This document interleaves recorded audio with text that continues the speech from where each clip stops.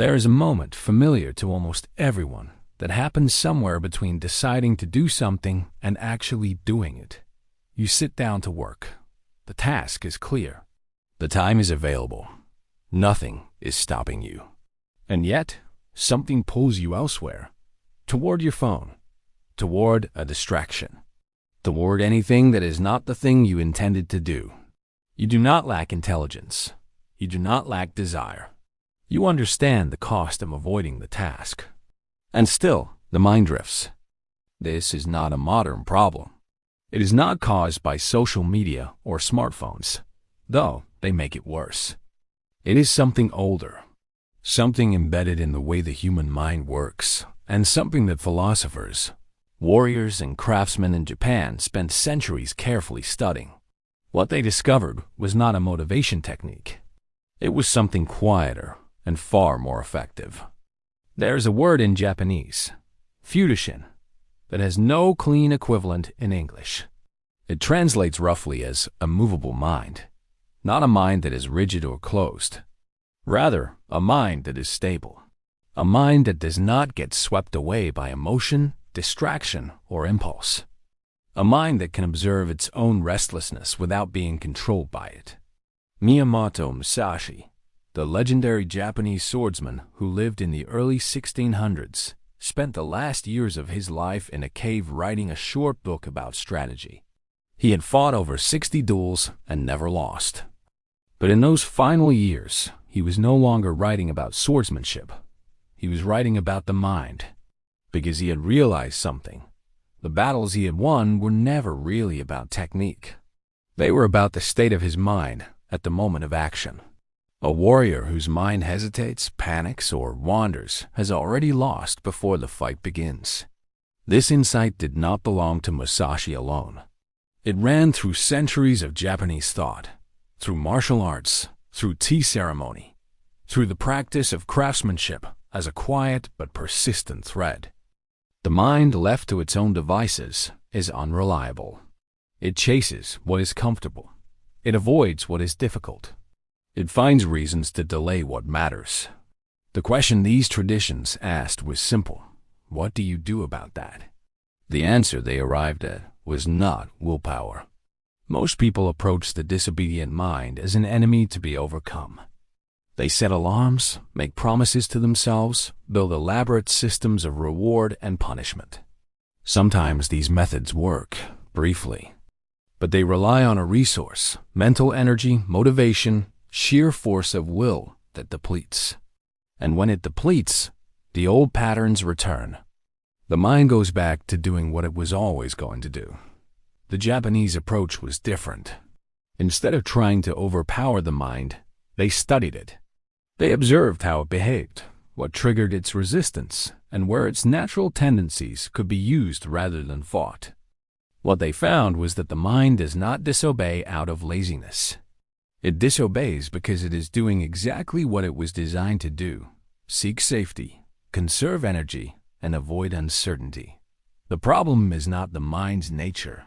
The problem is that its nature is miscalibrated for the demands of deliberate, long-term work.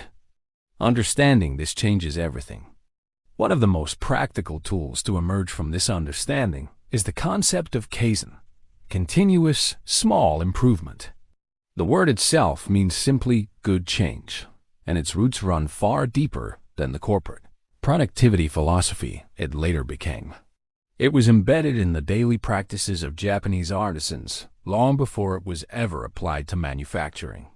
A traditional Japanese craftsman, whether making pottery, forging blades, or preparing tea, did not approach mastery as a destination. He approached it as a daily practice of marginal refinement. Each day, the same actions.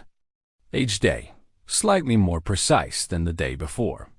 The improvement was so small, it was often invisible from one session to the next. But over years, over decades, the accumulated effect was profound. This matters because of a specific way the mind responds to scale.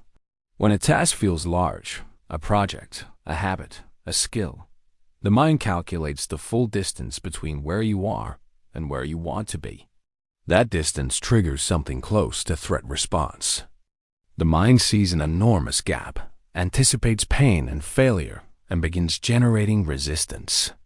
Procrastination is not a character flaw. It is, largely, this calculation happening beneath conscious awareness. Kaizen works by making the calculation irrelevant. When the task is genuinely small, not artificially framed as small but actually small, the mind does not trigger resistance in the same way. There is nothing to fear from spending 2 minutes on something. There is nothing overwhelming about one page, one push-up, one paragraph. The action is so modest that the mind's threat detection system has no reason to activate. The trap most people fall into is assuming that small actions cannot produce meaningful results. They set large goals because large goals feel serious. But large goals, pursued in large efforts, tend to produce inconsistent results because they are dependent on consistently high motivation. Small actions, repeated daily, accumulate in ways that eventually dwarf what occasional bursts of effort could ever produce. This was understood intuitively by Japanese craftsmen who spent 40 years perfecting a single skill. The size of any given day's effort was never the point. The unbroken chain of days was everything. There is a second mechanism the disobedient mind uses that is less obvious than avoidance. It is the mechanism of scattered attention. In traditional Japanese archery, Kyudo, the technical act of releasing the arrow is almost secondary. Students spend years learning not how to aim, but how to be present. How to inhabit the moment of the draw fully enough that the release happens naturally, without interference from thought. The archer does not think about the target. The archer does not think about technique. The archer is simply there, completely, in that moment. This sounds abstract. Its practical implication is not. Research on human attention consistently shows that the mind is not built for multitasking. It is built for singular focus applied in sequence. When multiple tasks compete for attention simultaneously, the mind does not divide itself between them. It switches rapidly between them, and each switch carries a cost, a brief but real period of reorientation before full focus can return. When this switching happens constantly, a person can spend an entire day in motion and still feel that nothing was truly accomplished, because nothing was. The attention was never fully present for any single thing. The craftsman tradition in Japan had a term for this quality of full presence, shokunin kishitsu, the craftsman's spirit. It described not technical skill, but a specific relationship to the work itself. A shokunin was not someone who did a task well while thinking about other things. A shokunin was someone for whom, in the moment of work, only the work existed. This is achievable without being a craftsman. It requires only one structural choice, singularity, one task, one window open, 1 hour without interruption. Not because multitasking is morally wrong, but because the architecture of human attention makes it genuinely ineffective. The mind can be present for one thing at a time. Giving it one thing at a time is not a limitation. It is working with the mind's actual design rather than against it. The difference in output between a distracted hour and a fully present hour is not incremental. Studies suggest it can be 3 to 5 times larger. The same amount of time, completely different results. The variable is not effort, it is attention. The third way the mind disobeys, and perhaps the most insidious, is through the gap between intention and environment. Musashi wrote in the Book of 5 Rings that the warrior must make his everyday stance his fighting stance, and his fighting stance his everyday stance. What he meant was that preparation and execution should not be separated. The state you need for action should not be something you have to summon. It should already be in place. Most people live in environments designed for comfort and consumption, then wonder why discipline is difficult. The home filled with entertainment, the desk covered in distractions, the phone within arm's reach. These are not neutral settings. They are active forces shaping behavior. The mind does not choose in a vacuum. It chooses from what is available and visible. When distraction is easier to access than focus, distraction wins. Not because of weakness, because of design. Japanese domestic design, particularly in traditional settings, encoded this principle in physical space.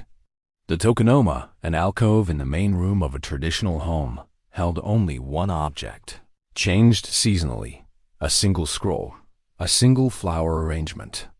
Not because more was unavailable, but because one point of focus was considered more valuable than many. The space itself directed attention. It did not leave the mind to drift. The modern equivalent is not aesthetic, it is functional. It asks, what does your environment make easy? What does it make difficult? If the phone is visible during work, it will be reached for. If healthy food is at the front of the refrigerator, it will be chosen. If the book is on the desk and the television remote is in another room, reading becomes the path of least resistance. Environment design is not a trick. It is an acknowledgement of something the Japanese craftsman tradition understood intuitively, that the mind follows the path the environment lays out. Designing that path deliberately is one of the most powerful things a person can do. This requires no discipline in the moment. It requires one decision, made once, that shapes hundreds of decisions that follow. That is what Musashi meant by making everyday stance and fighting stance the same. There is no gap between who you are at rest and who you need to be at work. The environment has already closed it.